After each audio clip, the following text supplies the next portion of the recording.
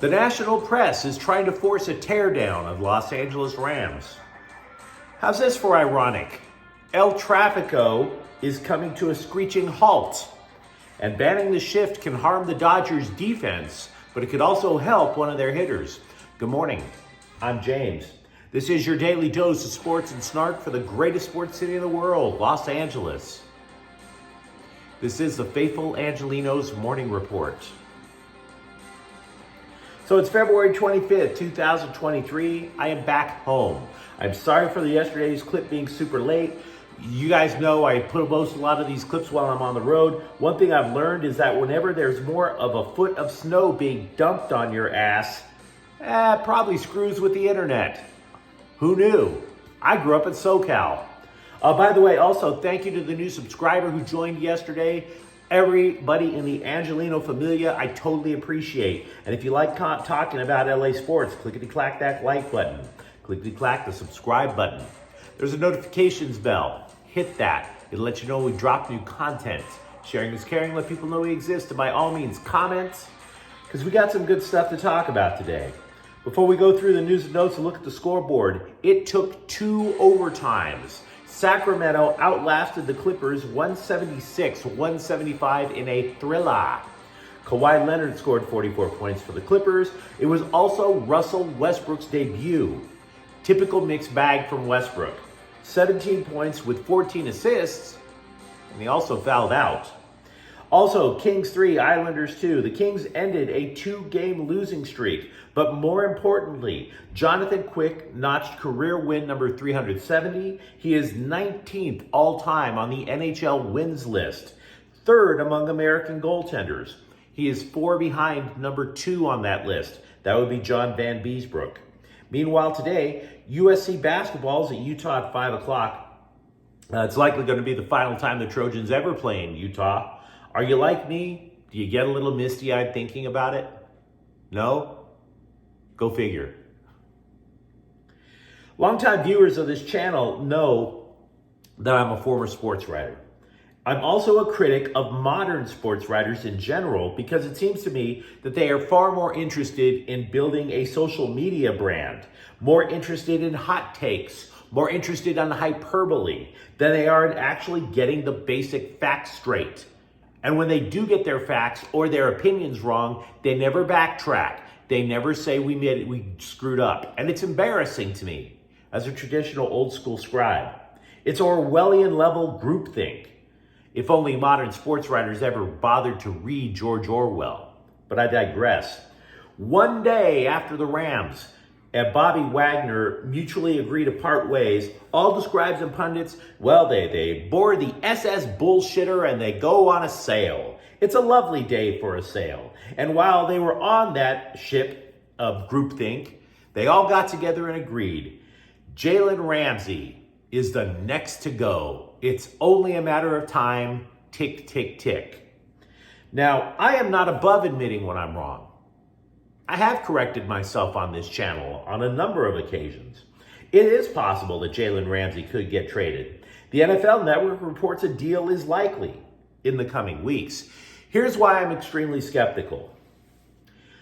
Jalen Ramsey tweeted a bunch of laughing emojis at the story yesterday and followed it up with, quote, "The story sounds better than the truth sometimes. I admit that. I live in the truth," unquote. Now, you're trying to tell me, NFL press, that Jalen Ramsey doesn't know anybody on the Rams who would tell him if he was on the trade block?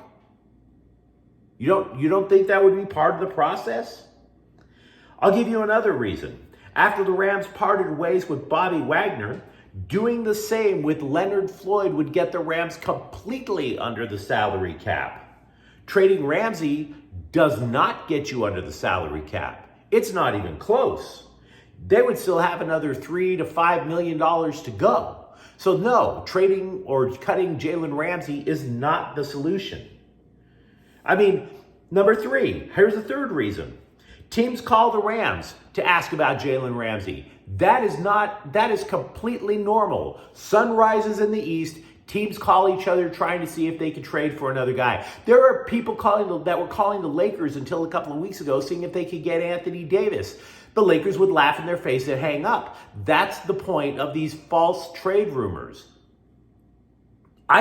You could call me and ask to sleep with my wife and I would tell you to go to hell. Just like the Lakers would if you called them to trade for Anthony Davis. Just like the Rams might be doing when it comes to Jalen Ramsey. It becomes a story if the Rams put Jalen Ramsey on the trade block. If they put him on the trade block. In other words, these other teams calling the Rams would have to overwhelm the Rams with a trade proposal. And I don't see that happening. I do not. Here's another reason that I really am skeptical that Jalen Ramsey is going anywhere. Dude had a career best 88 tackles last year with 4 picks and was rated by Pro Football Focus as the top run defender in the NFL as a cornerback. Not the top cornerback against the run, the top player in the league against the run. You get rid of Jalen Ramsey, the 49ers run roughshod all over the Rams next year. So it would be a complete teardown and rebuild. So no, I do not believe for one moment that the Rams are trading Jalen Ramsey. Give me a target, give me a proposal, then we'll consider it. Until then, hot air. Go sail away. Also for the Rams, CBS sports columnist Pete Prisco, he lists his top 100 free agents in the NFL. The highest Rams player listed is safety Taylor Rapp at number 64, and all he was called was decent. Not exactly a big loss. Defensive lineman Greg Gaines comes in at 74. Today is opening day in MLS. And the crown jewel of opening day weekend in MLS was going to be LAFC and LA Galaxy. The 5-time champion Galaxy versus the defending champions LAFC. Why, that's too big for just any MLS stadium, right?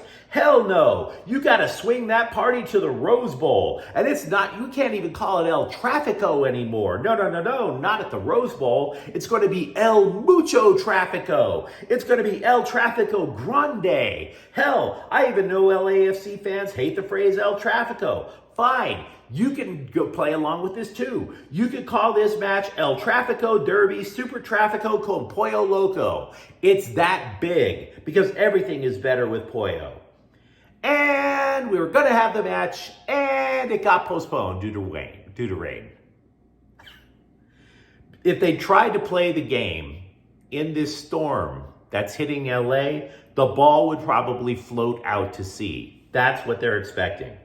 Now, to be honest with you, and I always admitted I'm a Galaxy fan. I'm not trying to disrespect LAFC and always try to make this about the Galaxy. But this move benefits the Galaxy roster more than it does LAFC's. And it also possibly benefits the Galaxy supporter groups. It benefits the roster because leading scorer Chicharito was scheduled to miss the match with a hamstring injury. Now he's got another week to recover for regular season games, and he's got damn near 5 months to recover for when El Trafico picks up again. The Rose Bowl game has been rescheduled for January 4th. Here's why it benefits the Galaxy supporter groups. This match was supposed to be the opening chapter of the Chris Klein redemption story. For those not in the know, Klein is the team president. His term as Galaxy president has pretty much run about as well as the presidency of Franklin Pierce. But to be fair, Chris Klein did not have policies that put the North and South on a breakaway path to civil war. The Galaxy were once known as MLS's model franchise. Klein's teams, however, for 10 years have been known for not winning and a cheating scandal. So the supporters group organized a boycott. Now, a boycott would have likely gone unnoticed at the Rose Bowl. 70,000 tickets were sold. You figure if it's a sunny day, even if the supporter groups didn't show up, you're looking at a pretty decent-sized crowd.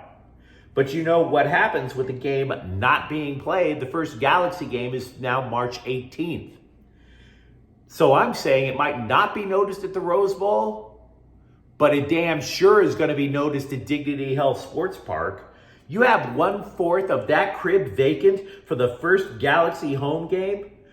And not only are those fans not coming in, they're staying outside Dignity Hill Sports Park with big Klein out protest signs chanting for that. So yeah, this could be a real problem for the Galaxy front office. Because the first time the home fans get to see the LA Galaxy, it's in front of a massive protest possibly.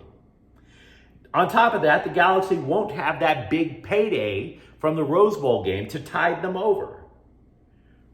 You have an opening match with a stadium that's at least 1/4 empty, all that revenue not coming in. Maybe the front office and the ownership group finally takes notice. I don't have much of a problem with the shift. I think banning it, though, is bad for any number of reasons. It's not that I'm pro-shift as much as I am anti-micromanagement in baseball. Baseball is beautiful because of its simplicity.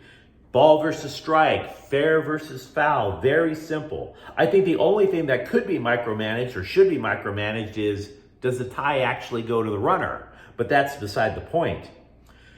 I am aware that banning the shift, which is micromanaging, could absolutely negatively impact the Dodgers. They employed that defensive strategy a lot, but there is a reason it can benefit Freddie Freeman.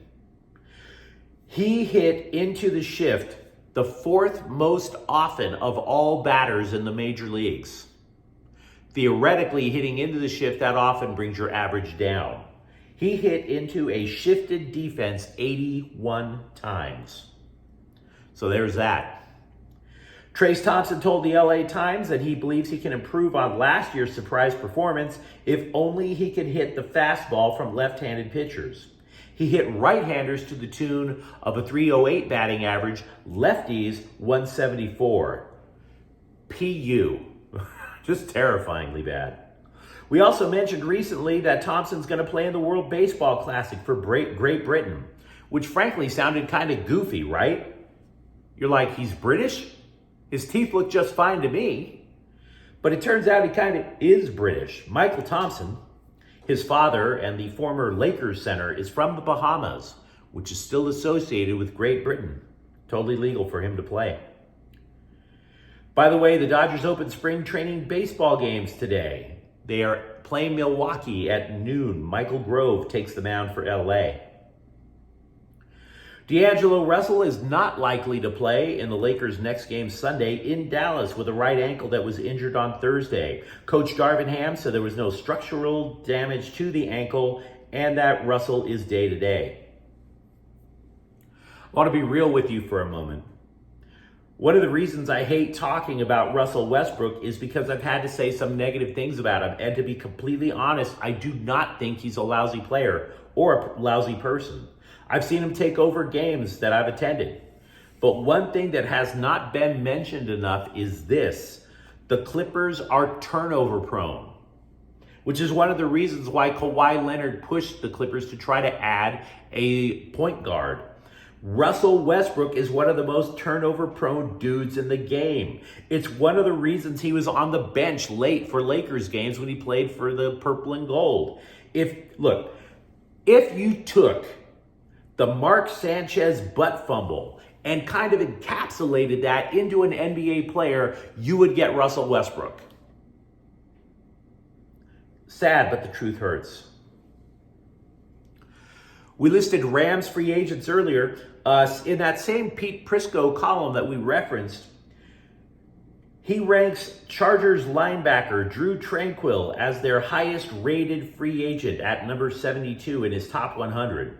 We could have already guessed that he would be the Chargers' top free agent. He was extremely effective for the Bolts last year. Outside linebacker Kyle Van Noy is 96. Now, you might think he was pretty good, and he was, but the dude is 32. Also, offensive tackle Trey Pipkins comes in at 98. The dude barely made the team last year. I don't think it's a big loss if he signs elsewhere. As predicted by people who watch more WNBA than I do, and that, by the way, is anybody who's ever purchased a WNBA ticket, Nneka Ogwumike, a former MVP, has re-signed with the LA Sparks for a year. She allegedly took less pay. to stay in Los Angeles. They've also added what I presume is bench help by looking at the stats in Rashonda Gray and Carly Samuelson. But yes, the Sparks had to make massive change to their roster, and they're trying to paint it in the most optimistic way possible. This has not been the rosiest of off seasons for the Sparks. 2 of their players are pregnant. One of them, by the way, is a free agent signee who, because of the pregnancy, will not be able to play this year at all. That would be Katie Lou Samuelson. And yes, she is Carly's sister. I'm not trying to clown a lady for getting pregnant. I get it. But if you're a Sparks fan, you're not going to see her on the court this year. Also, another free agent addition, Stephanie Talbot, jacked up her knee playing overseas and might not play this year either. But you let me know what you think in the comments thread. Let me know what you think. If you actually believe Jalen Ramsey is going to be traded and what he would be traded for. Let me know what you think about El Trafico. Is this actually a secret plus to the Galaxy supporters and Chicharito? And by all means, if you like the content, don't forget to subscribe to Faithful Angelenos. We talk LA sports here every single day. Thank you for watching. I'm James. We'll be back tomorrow. Faithful Angelenos is a Quien Corte El Queso production. Take care.